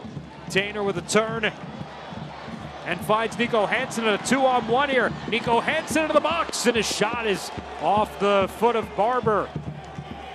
Turned out. What a great save there from Barber. I mean, reading the play, pumping the brakes. That's something that you don't see from a lot of defenders, just pumping the brakes and also taking that tackle at just the right time. It's such a fine line to walk there in the box. This is a big win by Fabian Garcia on the other side of the field, stopping Eduardo Rito. He's trying to bring the counter for Oakland. EC goes to ground. We play on. Batista makes the interception. Maneuvering his way through the box. He was looking for a whistle, but not to be had there as PC gets back up to his feet. Quickly goes Oakland now, trying to play at SAFC's strength on the vertical ball, but this one from box to box ends up back in the hands of Jordan Farr. Felt like Mitch Tainer was just in the attacking third, but managed to get back just in time. Good hustle there on his part. Here's a good opportunity for, well, there was a good opportunity for SAFC to try to maintain some possession and play a well-placed ball. That's so-so. Connor Maloney will head it forward. Dillon, as he turns it there with his right, scooped off the map there by Blanchette. Not a bad idea from Dillon there at all. Looking to turn and finish. He's had a couple of looks at that tonight. He's been able to get a pace on the shot, whether it's been with his left or his right. Blanchette again, deep ball back into the attacking third. Dillon settling at his feet, knocked aside by Donaciano. Flicked on by Nacho Bailoni. And Batista, he's got Blanchette digging the footsteps, that's in! That's in for Lamar Batista! From the center of the park in San Antonio FC as their newest goal hero, Lamar Batista, second of the night. I don't even think he thought that was gonna go in, but it did. Just the perfect bounce.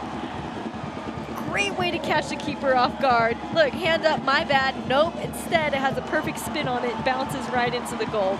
Well done, Batista, what a showing. As you can hear, got that spin on the ball. Keep just can't quite get to it. He's gonna have trouble sleeping tonight, I think, Blanchette. A tough one, it's a tough one. 74th minute for Lamar Batista. That's his first career brace in his 7th pro season. I'm telling you, signed less than 72 hours ago by San Antonio FC and is a quarter hour away from being named the man of the match in his debut with 2 of the most unlikely goals you would ever see from that position. I was just gonna say, so unconventional, and he's gonna be quickly a crowd favorite, I think. He keeps pulling acrobatics and crazy chip shots. It's a huge goal that restores SAFC's advantage to 2.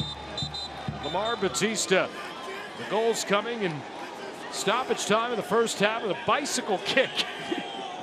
And then catching the keeper off his line. In the center line. And the bounce that you said, Katie, just a perfect amount of spin on it and goes into the back of the net. Whatever works, right? Man, that's great. I could see both those goals going on Sports Center. But they need to happen in tandem just to understand the full weight of the situation.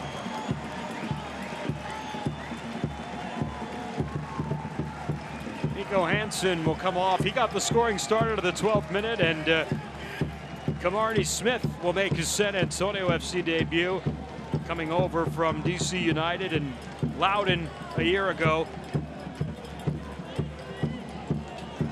Hydration break right now here for both clubs as San Antonio FC under the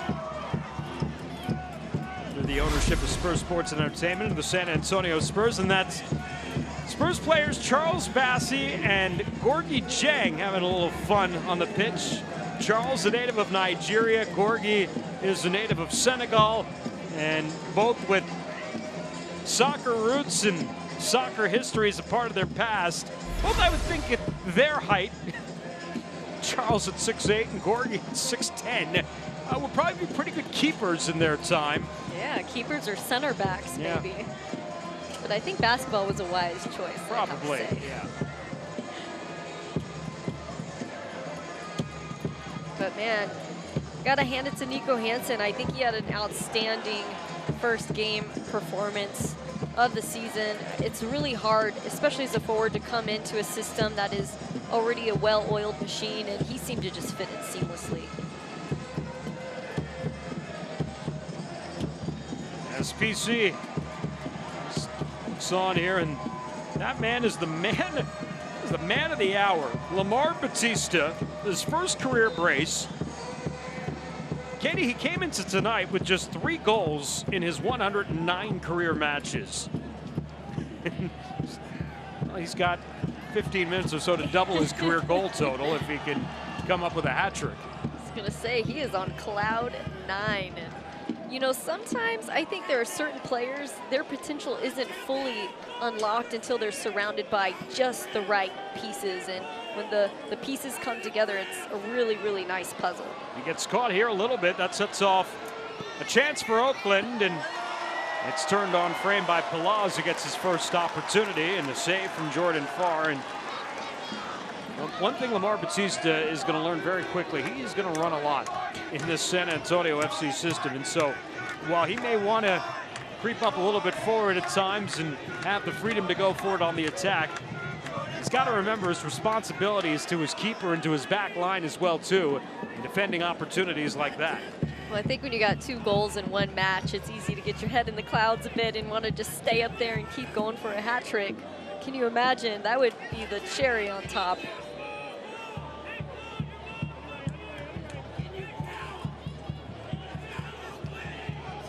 So just when it looked like Oakland Roots worked their way back into the match and impressing against San Antonio FC, looking for that equalizer, it is Lamar Batista's goal from the center of the park, catching Paul Blanchette off his line, extends the lead back to 2.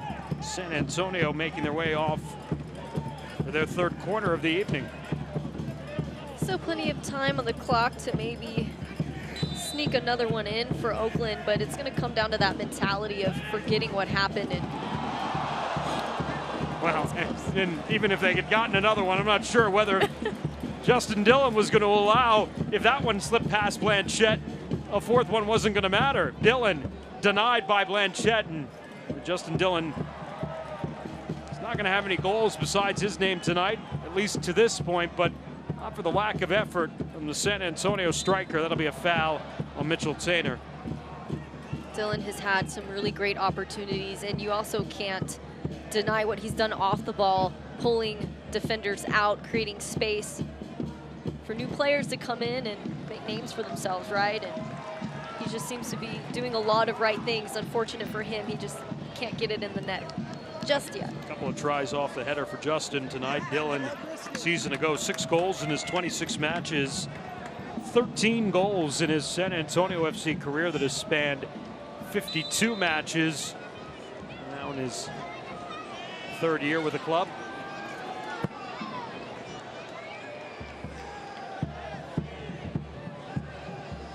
Marnie Smith getting into the action for the first time here. It's Corey Hayes. It'll be a foul whistled on PC.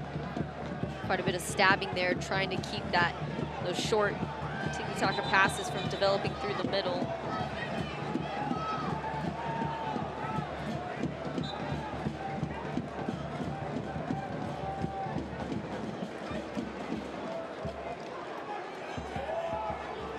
Derek Morat.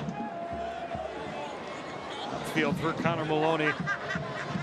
Pelaz tries to get to the end of it. He's over-aggressive there, and Fabian Garcia fired up defending that one as Pelaz makes his way back.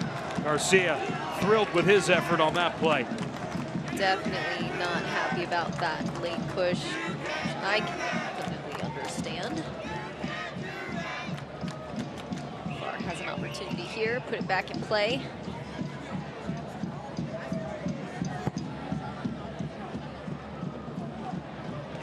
Bailoni unable to get to it.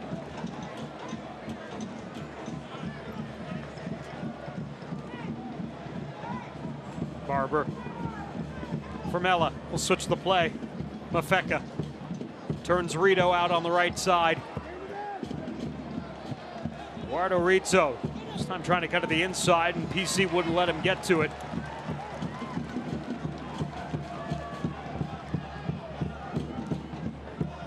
Last season, Oakland really could go side to side when they had Rito and Azakar. 15 goals between the two of them a year ago. But this time you can see really overloading with Rito on the right side, and not a lot of attention to Memo Diaz here on the left flank, as once again Barber goes back in Rito's direction. A year ago, Memo Diaz, in his 20 appearances, just 7 starts. So I can play the position on the left side. Obviously, there's just not a tremendous amount of comfort moving their attack through him just yet, as there is through a guy like Eduardo Rizzo. Right, and the problem with that is it begins to be predictable. And you can see San Antonio FC starting to shut things down. Marnie Smith left the ball behind him, and by the time he recovered, so did the rest of the Roots defense. There's Rito on the counterattack again. As you see, brings the crowd with him. The turn by Palaz, and swept away from his feet once again by Fabian Garcia. Get another really solid, clean tackle there in the box. Can't ask for much more for clearance in that situation.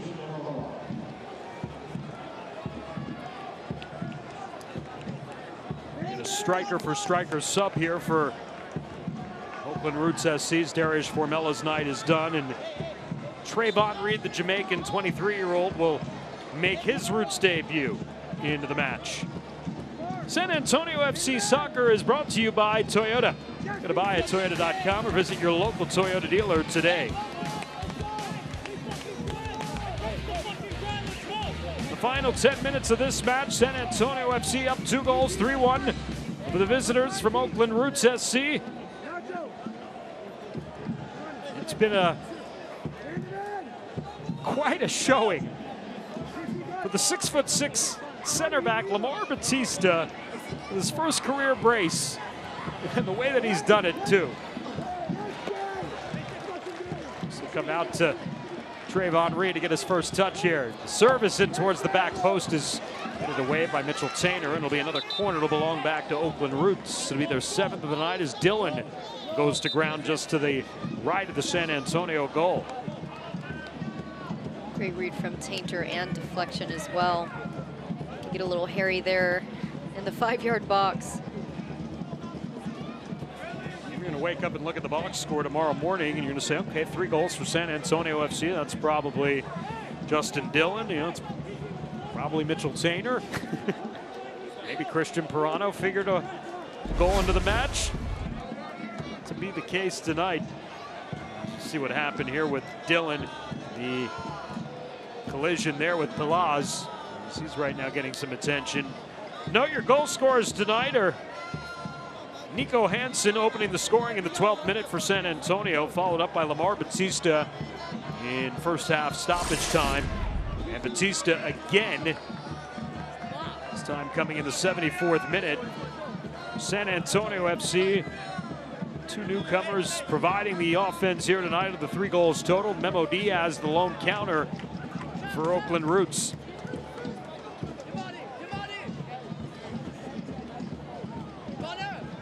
Looks like Dylan has something going on with his calf, moving outside the pitch now. Looks like Mohamed Abu getting some instructions here at the SAFC bench, and stand by if Dylan is unable to continue. The offside flag is up on Oakland. San Antonio will get the ball back. 5 minutes, whatever added time here at the end of the second half.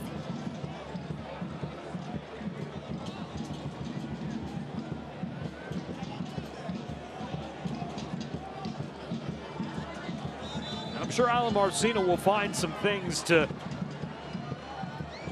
show his club to take a look at, particularly in the second half when Oakland had their opportunities to nearly battle back from 2 goals. But all in all, quite the showing on opening night for the reigning USL champions here at home. Yeah, it seems like SAFC took a moment to adjust to what Oakland brought in the second half, but it didn't take too long. Definitely that 3rd goal took the wind out of their sails a bit. Marnie Smith comes away with the takeaway and then has it knocked away from his feet. Smith goes to ground. There's Mafeka. Good read that time by Shannon Gomez, stepping in front to intercept a little heavy as he gives it back here to Nane, or rather Matsoso upfield.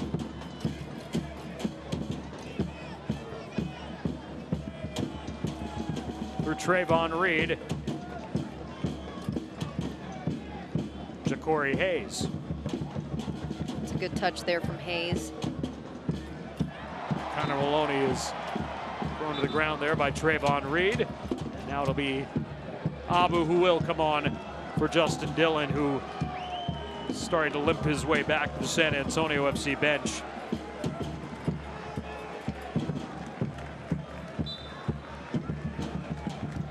Tony looking like he got a knock as well on that one. Just trying to walk it off.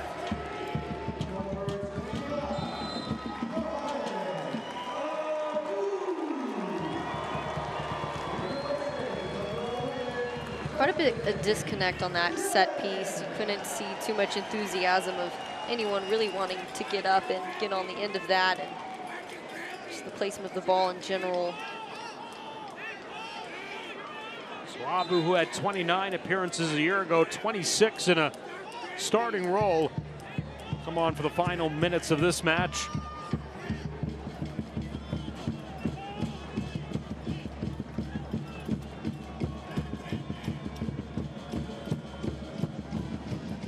Trayvon Reed, Rito running with Shannon Gomez, and Rito to be whistled for the foul here.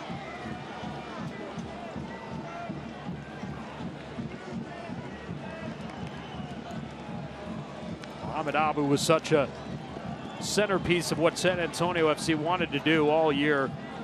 A season ago, working alongside PC, and especially once PC got hurt in the postseason, the responsibility fell at the feet of Abu really to guide the club throughout the remainder of the playoffs and into the championship final. He's playing alongside Jordy Dellum and even Connor Maloney at times in that midfield to stabilize things for San Antonio. Definitely one of those guys who's a play creator, 6 assists under his belt last season. Tarek Morad as he bounces away from Smith. As we cross into the 90th minute.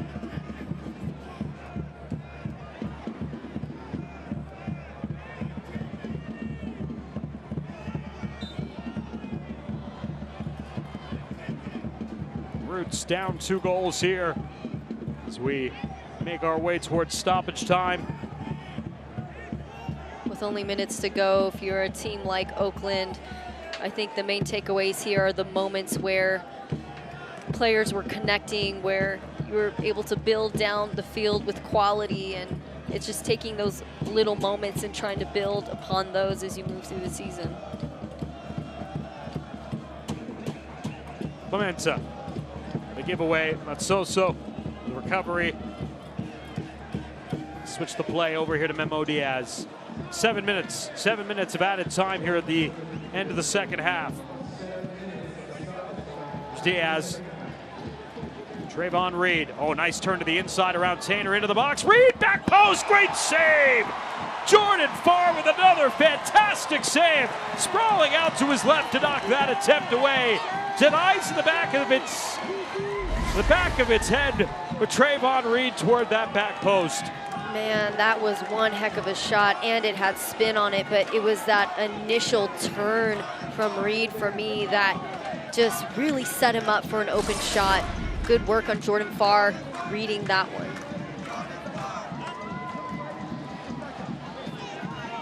It's the 8th corner of the night for Oakland.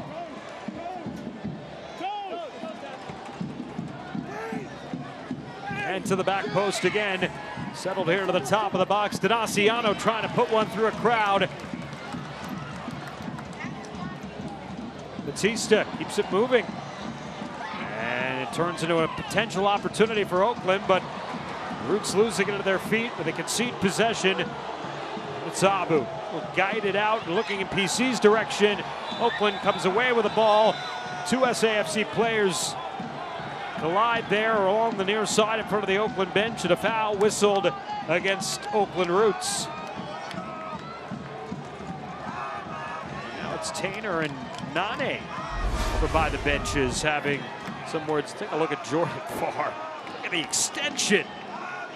That Trayvon Reed bid towards the back post.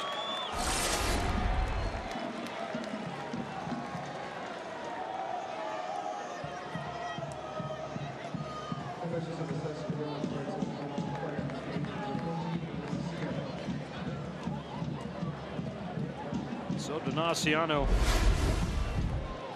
making his way back here after receiving a yellow card. A hard challenge there on Connor Maloney.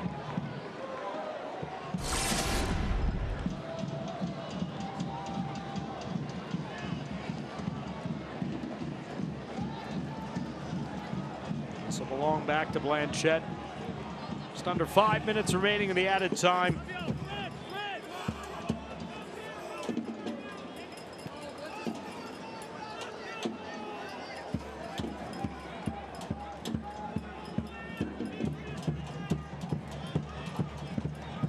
And a giveaway by Morad. Marnie Smith, though, unable to get to it before Clementa does. Rito. That's a so-so. Donaciano.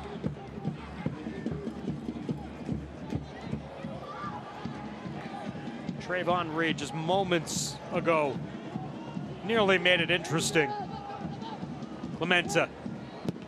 It's turned out by Fabian Garcia. As Clementa climbs the ladder into the back of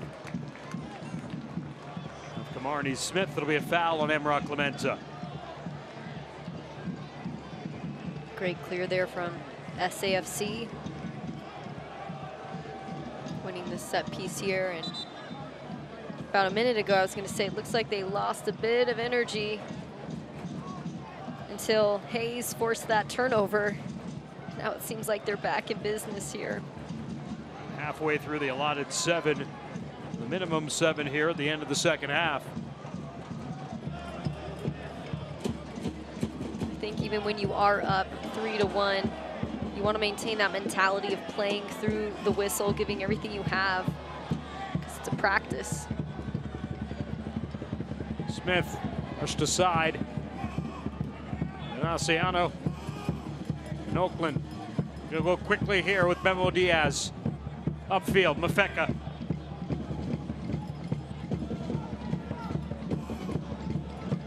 Morad.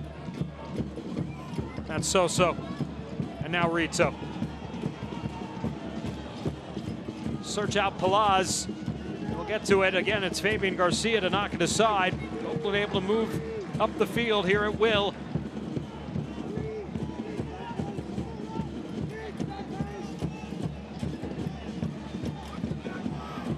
Donaciano trapped in the corner, driven away from him.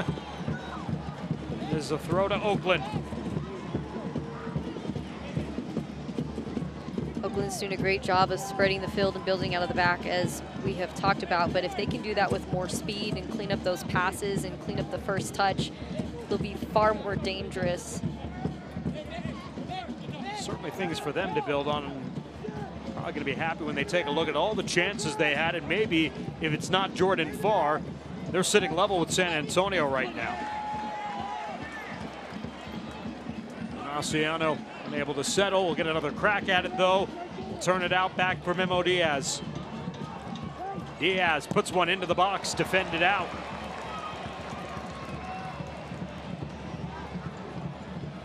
Ja'Cory Hayes sidestepped his way there from Diaz, and it's well done by Connor Maloney, working it off the attacker. It'll allow San Antonio FC to kill a few more precious seconds left in this one here tonight at Toyota Field. It was a celebratory night to start with the raising one final time of the USL Championship Cup, the unveiling of the championship banner. SAFC put 2022 behind him and got to work, and it was two of the newcomers here in 2023 that have provided the theatrics. Nico Hansen and especially Lamar Batista, the latter coming up with his first career brace.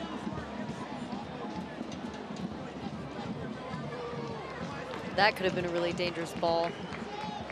And someone been just outside that back defender, but again, all things we look at in hindsight 2020.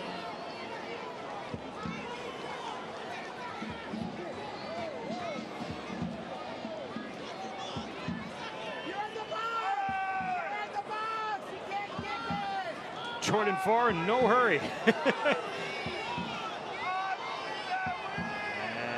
finally he'll pick it up with Palaz making a run at him. San Antonio FC, an opening night winner, a celebration of their title, and a tremendous page turner to 2023 with Lamar Batista. netting his first career brace and pacing San Antonio FC to a 3-1 win over Oakland Roots SC to get 2023 started on the right foot. Batista with the chip, with the bicycle kick. What more could you ask for on opening day? And what a great sign that both goals came from newcomers. Punctuated by the Jordan Farr backflip, which has become tradition here at Toyota Field. Katie, pleasure to work with you here tonight. Tremendous job. Thank you for having me. It's a great time. San Antonio FC is a 3-1 winner tonight at home over Oakland Roots SC. They're headed on the road for the first time in 2023. They'll meet Loudoun United next Sunday at 3 o'clock. Catch all the action on ESPN+. Now for Katie Goodman, our entire crew, I'm Dan Weiss saying so long. San Antonio FC, a 3-1 winner on opening night. This has been a presentation of the USL Championship at Spurs Sports and Entertainment. So long, everybody.